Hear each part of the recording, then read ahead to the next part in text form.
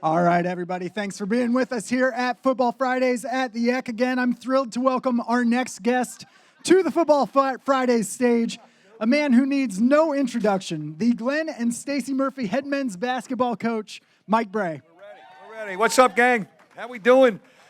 Man, it's good to be back, right? We didn't get to do this. We missed you. I think we did it over video last year, and that's not the same. We did a Zoom, and it's just great to see campus back moving and people going. And we had practice just at noon today and had a bunch of people at practice and recruits. And tomorrow will be another busy day. And then we're going to kick USC's backside on Saturday night, right? Yeah.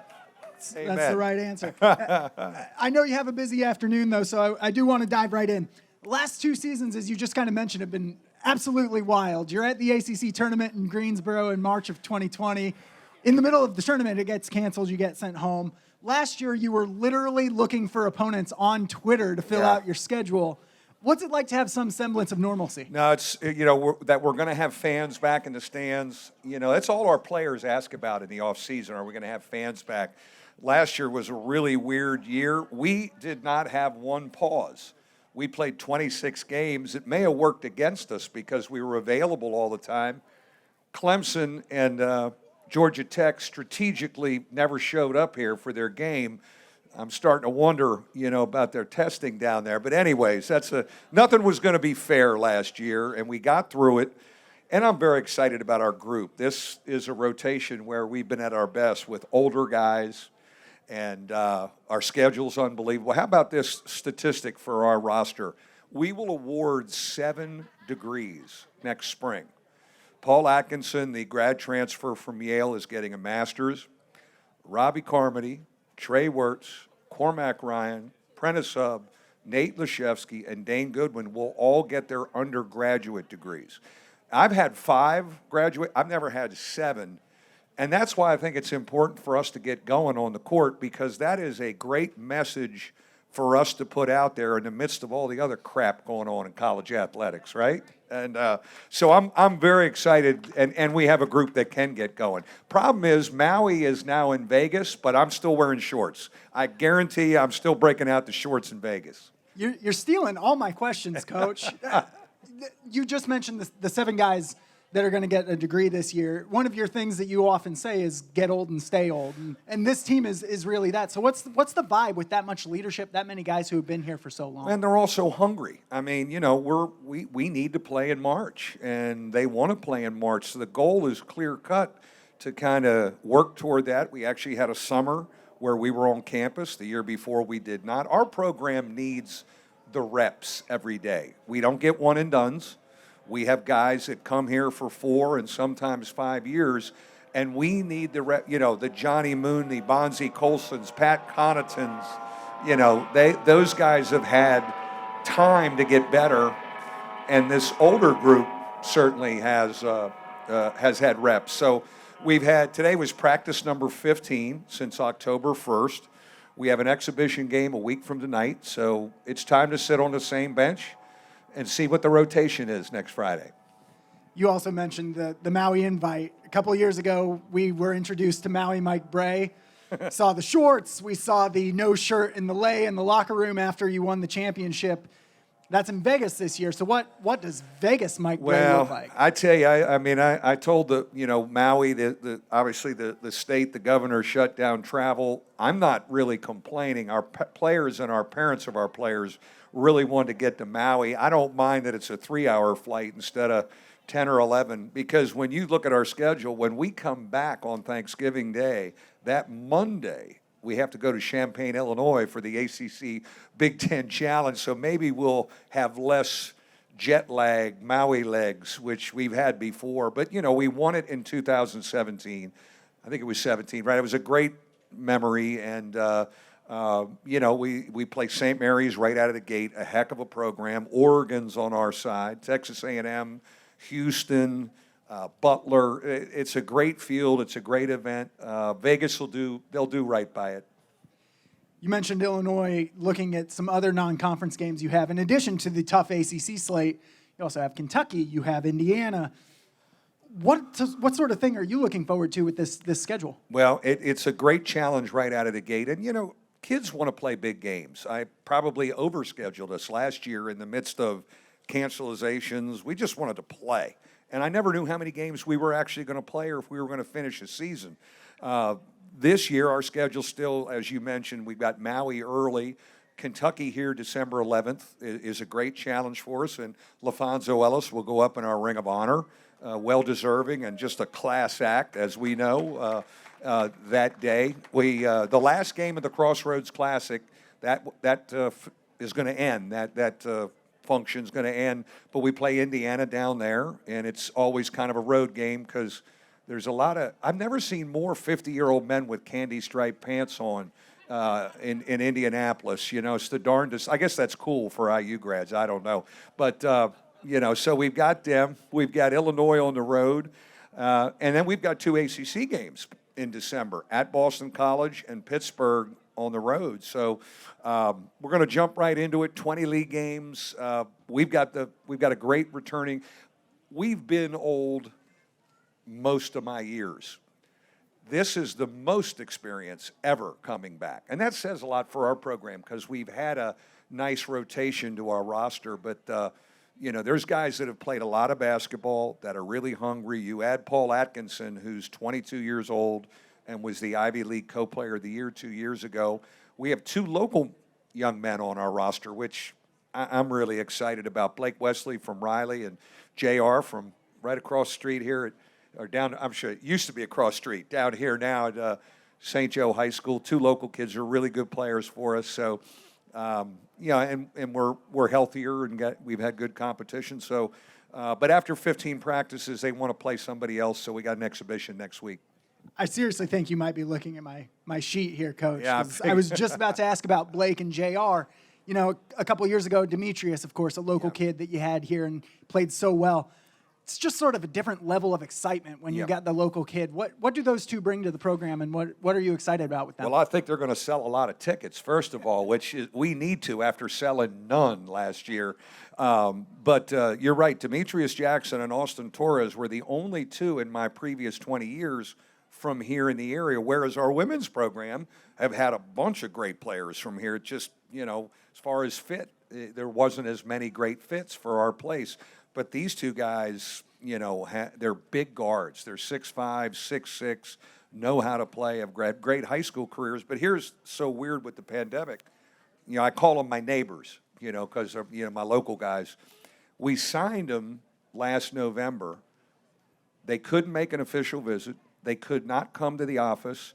I could not go see them play, even though they played 20 games right around here. I was trying to set it up where I would bump into them at the mall every now and then, but it was the weirdest thing. You got 2 guys and you just had no interaction with them until summer school in June. But I'm very excited about them as freshmen, but their future over time, really, really good players for us.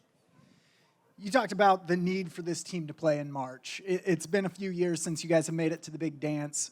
What's the vibe inside the locker room right now? How are you guys closing in on that and to get back to March? Well, you're pissed off. There's no question that Selection Sunday for a college coach is Christmas Day. And when you're not in it, it's hard to watch that tournament when you're not in it. And we need to get back to it. We've enjoyed it. When I got here 22 years ago, we hadn't been in 10 years. And we yearned to be back and be part of it. And we were regulars for a while. But missing it is a great motivator. And that senior class wants to be part of it. I actually had them to my house for Selection Sunday. We certainly knew our name wasn't going to show up, but I wanted them to watch it and see those other teams kind of celebrate. And there's nothing like Selection Sunday when your team shows up in the bracket on CBS and you see their faces. It's like seeing your children on Christmas morning. So I want this for this old group, and we should be part of it. We got a great chance. I want to talk about some ancillary to the basketball team this upcoming season things. You, of course, know Coach K very well, coached under him down at Duke. This is his last season. How nice would it be to send him out with a loss? Can you believe I got to deal with him on New Year's Day here? I mean, no, would be bad to put it on him, man. That would be awesome to end it like right here. It's a 6 o'clock game, by the way, New Year's Day, and we need to fill that building up and get a little crazy. Our students won't be here, obviously, because it's break. Anytime we've had success against their program, we did win in Cameron last year, which was weird because there was no one in that building. When you're able to beat them, that's great credibility for your program. And, everybody out there loves putting it on their boss. They know that, or their former boss, I should say. Yeah, don't listen to him, Dolly, wherever you are. Want to be sure we leave plenty of time for audience questions here, but a couple of alums from the program. You, of course, mentioned LaFonso Ellis a little bit earlier. He didn't play for you here, but is around the program a lot. What does it mean for him and the program to recognize him with the Ring of Honor? Well, he's a great story, coming from East St. Louis. He tells the story to many of our young guys when he comes by practice. He had some academic problems here, but fought his way back and ended up earning his degree and was a great success story. Now he calls South Bend home, and he'll come by practice a bunch, and I just love him spending time with our guys. But we've had a lot of great ambassadors for Notre Dame basketball in our university. I don't know if there's anybody better than LaFonso Ellis. So December 11th will be quite a celebration for him and his family. Another guy this past summer was an exciting one for Notre Dame alums. Monty Williams, the head coach of the Phoenix Suns in the NBA Finals against Pat Connaughton and the Milwaukee Bucks. Pat actually played for you and ended up winning the NBA championship. I think he's the 6th Notre Dame alum to win an NBA title.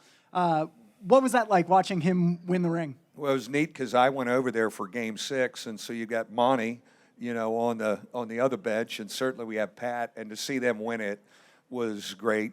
Pat's one of those great stories of a guy who, he wasn't a highly rated recruit, whatever the heck that means these days, but just developed over time and got better in our program like many young kids, and he is a winner. Pat Connaughton was a captain of an ACC championship team, and he did all the little things for Milwaukee, as you watched last year. Make a big shot, defensive play. I need to talk about it factor, right? There may be a picture of him in the dictionary under it factor, if it's in the dictionary. I don't know, but he's and then how he represents us, graduate. I asked him. At the Wisconsin game, we did an event. I said, how many guys in the Milwaukee Bucks locker room have their degree? I'm the only one, Coach. And it kind of tells you, now, that's no disrespect. Everybody's mission is different, but it just kind of tells you. So they all go to him for financial advice. There are worse people to listen to, that is for sure. Yeah. I want to give you a chance here to talk about some of your guys on the team. I know you have very close with this group of seniors. We're very familiar with some of those names, Prentice Hub, Dane Goodwin, guys like that. But kind of give us a quick little rundown of anyone that you want to shout out here before we open it up for audience questions. The only time we weren't old is when we invested in them as freshmen, and we paid our dues. Leshevsky, Goodwin, Hub, and Carmody, who has still continued. Sadly, he's tried to battle back from this injury, and it's been a long road, but he's tried like heck. But, we played those guys as young guys, and now we want some return on investment and as seniors. And I think they're very hungry to finish it the right way. The weird thing about those undergraduates, the 6 I mentioned, other than Atkinson, they all still have eligibility because the NCAA granted a year last year. So when I hired some new assistants, they said, well, how many scholarships do we have? I said, I have no idea, but let's just sign 3 guys, and we'll figure it out on the back end. So who's coming back? Is Dane Goodwin going to come back? Is Prentice? Yeah, I can't answer that right now. We'll figure it out. But they have been great. They're very coachable. They've done the job academically. They handle themselves, like great Notre Dame men. I'm very, very proud of them.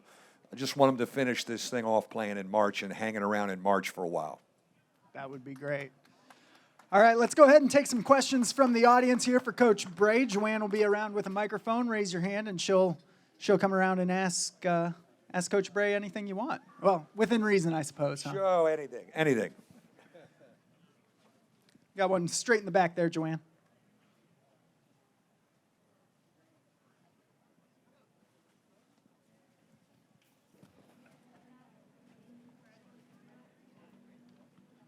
Coach, thanks for all you do, all you've done over the last almost 2 decades, and looking forward to this season and like you said, getting back to the dance, which would be awesome.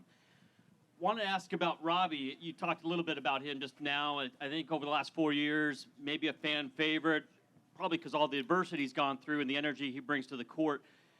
What do you expect, or what are the expectations this year? Do we see him on the floor, or how is he doing? No, great. Appreciate you asking about him. And certainly his brother has jumped in on that offensive line for us and has done a heck of a job. They're truly a Notre Dame family.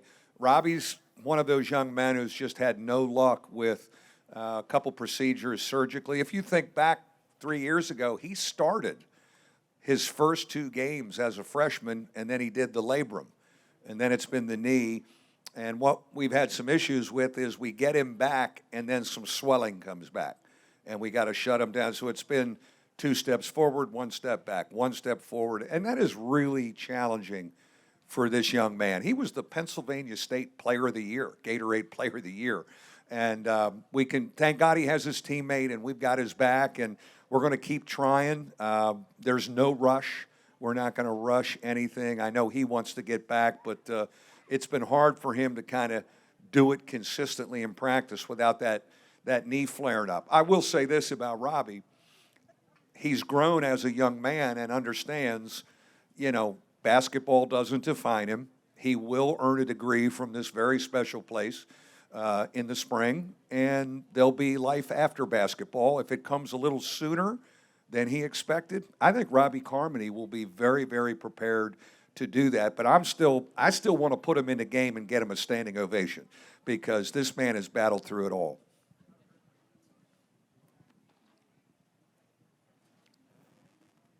Hey, Coach. This is the last year for the Crossroads, and you'll be playing the Indiana Hoosiers, who have a 63-year-old rookie coach. Just wondering if you know Mike Woodson, Yeah. have a previous relationship with him at all. Yes, known Mike for a while, and heck of a coach, very experienced, and they went back to the family with this hire. That's the 5th IU coach in my tenure down there in Bloomington. It's also been 5 Notre Dame football coaches, but that's another discussion. So it's another new guy to prepare for. I think he'll do he inherits a nice group. They've got stuff coming back like we do. And like us, they're hungry to do more than they've done before. So we will be in a road atmosphere down there in Indianapolis. As we said, the Crossroads is ending. It was good. It was a Big Ten thing, though. And the one thing we battle all the time where we are is, we battle that Big Ten stuff all around us here. What I've wanted to do now that there's scheduling flexibility with the Crossroads ending is go back and play some of the Big East Catholic schools. We're going to open a series next year with Marquette. Marquette is a natural one for us. And when I got the job 20 years ago, everybody said, when are we going to play Marquette? When are we going to play DePaul? And when are we going to play UCLA again? And we've tried to rotate them through, and we want to do that Georgetown. What's crazy about our schedule is there's no D.C. base to play. Maryland's not in the ACC, and we don't play Georgetown, but, we'd like to recruit that area. So a series with Georgetown. But I think it's such a great day of basketball. Last year was weird with no fans, but it's a Final Four atmosphere. The place is packed. Downtown Indianapolis is awesome, to entertain. And we'll just have to deal with a lot of those candy striped pants dudes running around, Mark's actually one of them as well. I figured he was if he asked an IU question. He's probably got a Bob Knight basketball camp shirt on under there. Any other questions for Coach Brey while we have him here, guys? Thanks. Right over there, Joanne.